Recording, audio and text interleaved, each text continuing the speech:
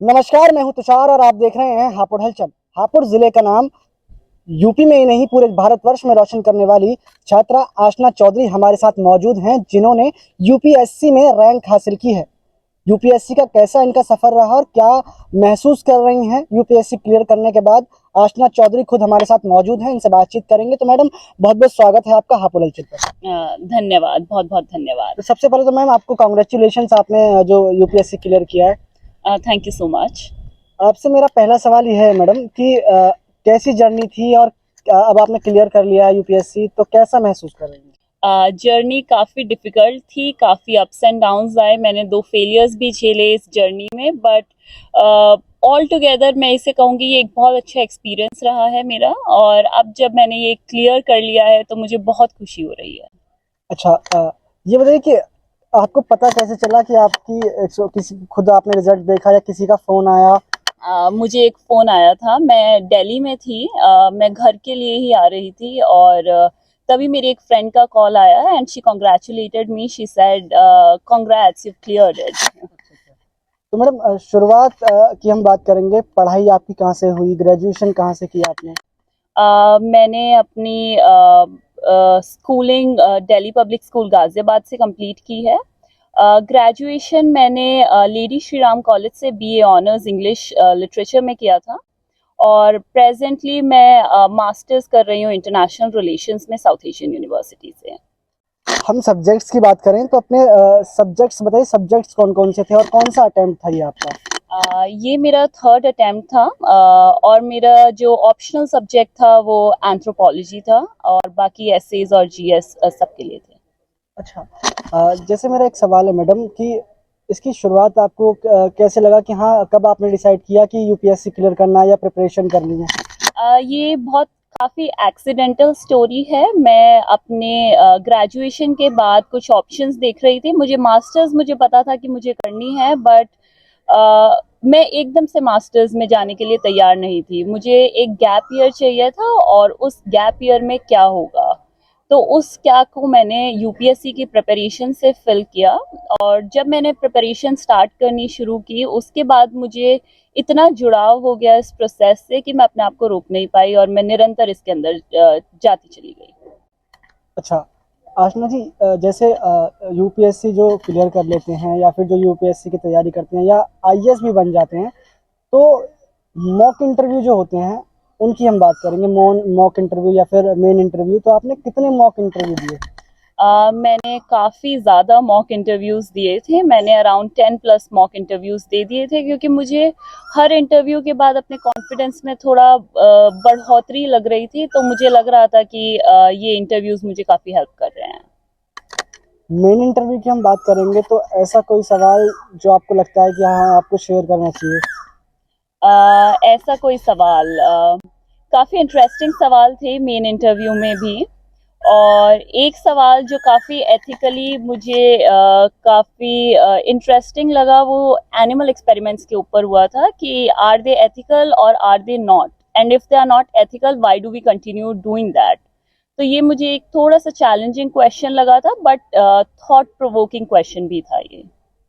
Madam, एक सवाल जैसे लोगों के मन में आता है, हमने कई वायरल वीडियो देखे हैं, उनमें होता है कि जो मेन इंटरव्यू होता है उसमें एक सवाल इस तरह के कुछ अजीब सवाल होते हैं, जैसे कि पहले अंडा आया या मुर्गी, तो ऐसा कुछ इंसिडेंट आपके साथ भी हो? नहीं, मेरे साथ ऐसा कोई इंसिडेंट नहीं हुआ। मेरे काफ़ी नोन एरिया से सवाल आए, इकोनॉमिक्स से सवाल थे, इंटरनेशनल रिलेशन से कुछ सवाल थे, एंथ्रोपोलॉजी, लिटरेचर, तो काफ़ी प्रिडिक्टेबल ग्राउंड्स पे मेरा इंटरव्यू हुआ था। जैसे आपने यूपीएससी क्लियर किया है तो आपके कुछ फ्रेंड्स भी होंगे या फिर अन्य कुछ स्टूडेंट हैं जो प्रिपरेशन कर रहे थे, उनका क्लियर नहीं हो पाया, उन्हें क्या संदेश आप देना चाहेंगे? उन्हें मैं यही संदेश देना चाहूँगी कि आप लोग कभी हार ना माने, अपने प्रयास में कोई कमी ना छोड़ें, और डीमोटिवेट सब होते हैं, लेकिन थोड़े टाइम के लिए होते हैं, उसके बाद उठना बहुत ज़रूरी होता है। तो आप उठिए, दोबारा प्रयास कीजिए, हार से मत घबराइए। जैसे आपने 2 अटेम्प्ट पहले भी आप दे चुकी हैं, उनके बाद आपको लगा कि हाँ, कुछ डिफिकल्ट है, कुछ कठिनाई आएगी? मुझे फर्स्ट अटेम्प्ट के बाद काफ़ी डिफ़िकल्टीज फील हुई थी, बट सेकेंड अटेम्प्ट में मैं इतना घुस चुकी थी प्रिपरेशन में कि छोड़ने का तो सवाल ही नहीं था। तो मुझे पता था मुझे करना ये ही है। डिफ़िकल्ट प्रोसेस है, टाइम लगेगा, पर मैं अपना सब कुछ देने को तैयार हूँ इस प्रोसेस को। हम तैयारी की बात करें, प्रिपरेशन की बात करें, तो क्या रणनीति थी आपकी? प्रिपरेशन के लिए बेसिकली मेरी इंटीग्रेटेड अप्रोच रही है। मैंने प्रीलिम्स और मेंस की प्रिपरेशन अलग अलग नहीं करी है, उनको एक साथ लेकर चली हूँ। मैंने स्टैटिक पोर्शन के साथ साथ करंट अफेयर्स को भी उतनी ही तरजीह दी है। तो मैंने स्टैटिक और करंट अफेयर्स दोनों को बहुत अच्छे से सम्मिलित किया है और यही मेरी स्ट्रैटेजी है रही है।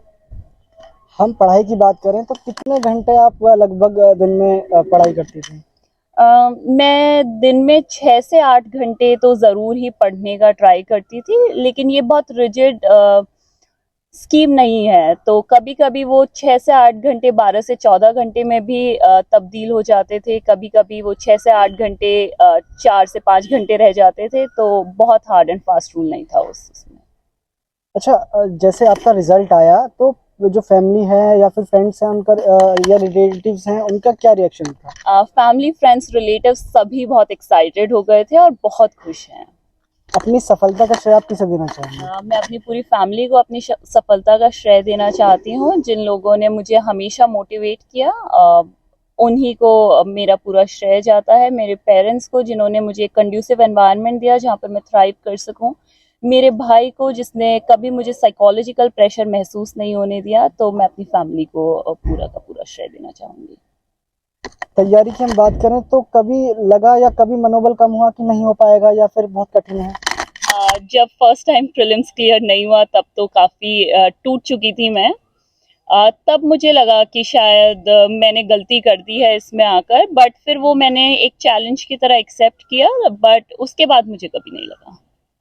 अच्छा, ये बताइए आसना जी कि हर काम में जैसे हम कुछ भी काम करते हैं तो कोई ना कोई हमारा रोल मॉडल होता है यूट्यूब पे, या फिर किसी को देख के आपने मोटिवेशन कहाँ से मिला? मैंने यूट्यूब पर प्रीवियस ईयर टॉपर्स को फॉलो नहीं किया था। ऑनेस्टली मेरे पास इतना टाइम भी नहीं था, क्योंकि मुझे अपनी मास्टर्स भी साइमल्टेनियसली हैंडल करनी थी। तो मेरे पास सिर्फ इतना ही टाइम होता था कि मैं आऊँ और अपना पढ़ाई में जुट जाऊँ। तो उस तरह से यूट्यूब से मैं नहीं बोलूँगी कि मुझे कोई रोल मॉडल एज सच मिला है। पर हाँ, जब मैं बचपन में मैं काफ़ी न्यूज़पेपर में प्रेरित करने वाली स्टोरीज पढ़ती थी और मुझे पता था कि मैं कुछ इस तरह का करना चाहूँगी, मैं कुछ बड़ा करना चाहती हूँ। और वहीं से मैं समझती हूँ कि मेरी प्रेरणा मुझे प्रेरणा मिली है। अच्छा, जो लोग यूपीएससी की तैयारी कर रहे हैं या करने वाले हैं उन्हें क्या संदेश आप देना चाहेंगे? जो लोग यूपीएससी की तैयारी कर रहे हैं या करने वाले हैं, उन्हें मैं यही संदेश देना चाहूँगी कि आप यूपीएससी को अपनी ज़िंदगी ना बनाएं। ये आपकी ज़िंदगी का एक अंग है सिर्फ। तो इसे अपनी पूरी ज़िंदगी ना बनाएं और पढ़ाई के साथ साथ थोड़ी एक्स्ट्रा करिकुलर एक्टिविटीज़ में भी इन्वॉल्व होने का ट्राई करें। साइकोलॉजिकली ये एग्ज़ाम आपको साइकोलॉजिकली बहुत टेस्ट करता है। तो थोड़ा आप एक आउटलेट बनाएं जिसमें आप अपना प्रेशर रिलीज़ कर सकें। तो आपको अपनी मेंटल हेल्थ और स्टडीज़ को साथ लेकर चलना होगा। एक सवाल मेरा आपसे ये भी है कि क्या लगता था आपको, जैसे 116वीं रैंक आपकी आई है, लगता आपने एक्सपेक्ट किया था कि 116वीं रैंक आप हासिल कर लेंगे? नहीं, मैंने ये एक्सपेक्ट नहीं किया था। ये बियॉन्ड एक्सपेक्टेशंस है बिल्कुल। मैंने ये एक्सपेक्ट किया था कि मेरा फाइनल लिस्ट में नाम हो सकता है, पर इतनी अच्छी रैंक आएगी ये मैंने कभी एक्सपेक्ट नहीं किया था। अब आपने यूपीएससी क्लियर कर लिया है, अब आगे क्या रणनीति है, क्या प्राथमिकता रहने वाली है आपकी? प्राथमिकताएं बिल्कुल सीधी सच्ची है। अपनी प्रोफेशन के लिए बिल्कुल ईमानदारी से काम करना है, लॉयल रहना है, सिटीजन सेंट्रिक काम करने हैं और बहुत ईमानदार रहना है। और हापुड़ हलचल के दर्शकों को क्या एक संदेश आप देना चाहेंगे? हापुड़ हलचल के दर्शकों को मैं ये संदेश देना चाहूँगी कि आप जो ठान लेते हैं वो आप कर सकते हैं। आपके अंदर बहुत पोटेंशियल है। अपनी पोटेंशियल पहचानें और कुछ बड़ा कर दिखाएं। तो ये थी आशना चौधरी, जिन्होंने यूपीएससी में 116वीं रैंक हासिल कर पिलखुआ का ही नहीं बल्कि हापुड़ का भी नाम पूरे देश भर में रोशन किया है। कैमरा पर्सन हिमांशु के साथ तुषार शर्मा। हाँ, नमस्कार, मैं हूं तुषार और आप देख रहे हैं हापुड़ हलचल। पिलखुआ का नाम बल्कि हापुड़ जनपद का नाम पूरे देश में रोशन करने वाली आशना चौधरी के पिताजी प्रोफेसर अजीत चौधरी जी हमारे साथ मौजूद हैं। इनसे बातचीत करेंगे और जानेंगे सर आपकी जो बेटी हैं उन्होंने यूपीएससी क्लियर किया है, कैसा महसूस कर रहे हैं? बहुत अच्छा महसूस हो रहा है।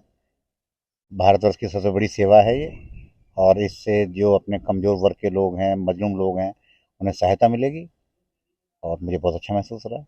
तो क्या लगता था, उम्मीद थी कि वो क्लियर कर पाएंगी या मोटिवेशन उन्हें कैसे मिला? हाँ, मुझे पहले दिन से उम्मीद थी कि उसका यूपीएससी क्लियर हो जाएगा, और वो एक अच्छी स्कॉलर रही शुरू से, और उसे मोटिवेशन मिला अधिकारियों को देखते हुए। कुछ उसके आदर्श अधिकारी रहे हैं जिनसे वो प्रभावित हुई, तो उस प्रेरणा के कारण उसने ये फील्ड चुना और सफलता प्राप्त की। जैसे उन्होंने 2 अटेम्प्ट पहले भी दे चुकी हैं वो, तो 2 अटेम्प्ट के बाद क्या लगा, थोड़ा-सा आपका मनोबल या उनका मनोबल टूटा कि हाँ, क्या कठिन है या नहीं हो पाएगा? देखो, जब उसने पहला अटेम्प्ट दिया तो उसे बिल्कुल जानकारी नहीं थी, तब विषय भी उसने कुछ दूसरे लिए थे, लेकिन दूसरे अटेम्प्ट ना पास होने से उसने जिद कर ली कि मुझे क्लियर करना है, और एक उसने जिद के रूप में इस चैलेंज को स्वीकार किया और आज सफलता प्राप्त की। अच्छा, आपका या परिवार के अन्य सदस्यों का क्या सहयोग रहा? नहीं, सभी का सहयोग ये रहा कि एक तो उसे जो भी माहौल उपलब्ध कराना था, जिसे माहौल की ज़रूरत थी, वो माहौल मिला। उसके भाइयों ने उसे सारी चीज़ें उपलब्ध कराई, और हम जितना उसके लिए कर सकते थे, उसने सब किताबें, कॉपी, बहुत आसान नहीं है इसकी किताबें सबकी अरेंज करना, और उसने दिल्ली में पढ़ाई की, सबने उसका सहयोग किया। अच्छा, जैसे पढ़ाई के दौरान क्या रिएक्शन रहता था? कितने घंटे वो पढ़ाई करती थी? वो 12 से 14 घंटे पढ़ाई करती थी। कभी-कभी तो बहुत ज़्यादा वो तनाव में आ जाती थी, और कभी-कभी बड़ी खुश होती थी। और उसका जो माहौल था, उसका जो मन था, वो बदलता रहता था। तो उस पे चीज़ें हावी भी होती थी, लेकिन वो उन्हें दूर करने का प्रयास करती थी। पूरी तरह हावी नहीं होने दिया उसने उससे। और जो स्टूडेंट हैं या और जो छात्र हैं जो यूपीएससी की तैयारी कर रहे थे या प्रिपरेशन कर रहे थे, वो यदि जैसे कुछ लोग हैं जो सफल नहीं हो पाए हैं, उन्हें क्या संदेश आप देना चाहेंगे? उन्हें ये संदेश है, वो लगातार लगे रहें, निरंतर अध्ययन करें, और सफलता निश्चित रूप से मिलेगी। अगर निरंतरता रहेगी और पढ़ाई अपनी जारी रखेंगे तो सफलता ज़रूर मिलेगी। जैसे रिलेटिव्स हैं, हैंडलूम नगरी पिलखुआ के आप रहने वाले हैं, रिलेटिव्स हैं या फिर जो पड़ोसी हैं, उनका क्या रिएक्शन है? सब बहुत खुश हैं। वो परिवार के रूप में नहीं देखते, उसे एक क्षेत्र के रूप में देख रहे हैं। क्षेत्र को सफलता मिली है, और जाति, धर्म, संप्रदाय सबसे ऊपर उठकर लोगों की खुशी जाहिर की है, और सबके फ़ोन आ रहे हैं, और मुझे अच्छा लग रहा है। तो मतलब बधाई देने वालों का तांता लगा हुआ है। तांता लगा हुआ है जी। पूरी तरह से। हापुड़ हलचल के दर्शकों को क्या संदेश आप देना चाहेंगे? नहीं, हापुड़ हलचल के दर्शकों को ये कहना चाहते हैं कि जो आपकी ये रिकॉर्डिंग है या जो आपकी बाइट है, ये बड़ी निष्पक्ष होती है, बड़ी साफ सुथरी होती है, और ना ही आप हमें पहले से बताते हैं आप क्या पूछेंगे। तो आपके जो सवाल होते हैं उनका बेबाक से जवाब दिया जाता है, और जनता और जो आपके श्रोता हैं, जो आपके दर्शक हैं, उन्हें आप सही बात सही समय तक पहुंचाते हैं। तो ये थे प्रोफेसर अजीत चौधरी, जिनकी बेटी ने यूपीएससी में 116वीं रैंक हासिल की है। अभी फिलहाल इनके घर पर बधाई देने वालों का तांता लगा हुआ है। हापुड़ से कैमरा पर्सन हिमांशु के साथ तुषार शर्मा, हापुड़ हलचल।